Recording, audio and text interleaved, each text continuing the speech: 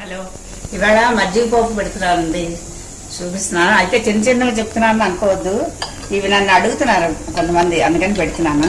ఇదిగో పెరుగు ఇలా కలిపిస్తున్నాను, లేదన్నా కవంతా తిప్పుకోవచ్చు. పెరిగే వాటర్ వేయలేదు. దీంట్లో ఇప్పుడు పసుపు వేస్తాను.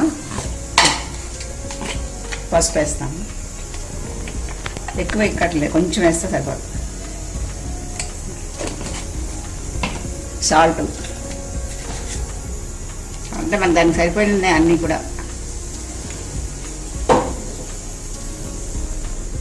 ఊపేస్తానండి,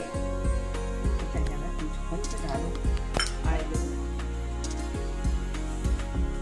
ఇలా చూపిస్తున్నాను నేను. కొంచెం ఆవాలు అంటే పెరుగు కొంచెం వేసాను నేను.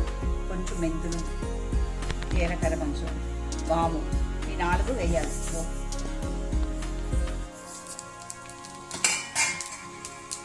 బెండకాయ ఒక చాలండి.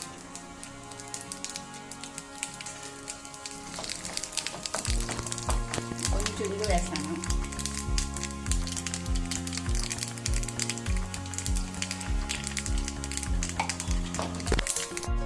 పోపు వేగిపోయింది. ఇప్పుడు పచ్చిమిరపకాయలు వేస్తాను. కరివేపాకు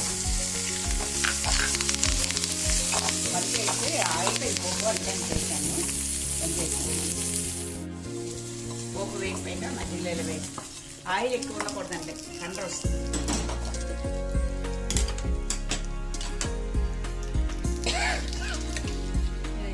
ఇట్లా కలిపేసుకుంటే కొంచెం కొత్తిమీర కూడా మనం కడిగేసి చిన్న చేసి ఉంచుకున్నాను. కొత్తిమీర వేసుకున్నాను. తినేవాళ్ళు కాస్తే వెల్లుల్లిపాయ ఒక రేగ వేసుకోవచ్చు, లేదంటే చాలా బాగుంటుంది. అదే సమ్మర్లో మనం పలచగా చేసుకుంటాం, వాటర్ ఎక్కువ వేసుకుంటే పలచగా వేస్తాం. అందుకే ఇంగు కూడా బాగుంటుందని వేసాను. ఇలా కలిపేసుకుంటే ఇది అన్నంలో బాగుంటుంది.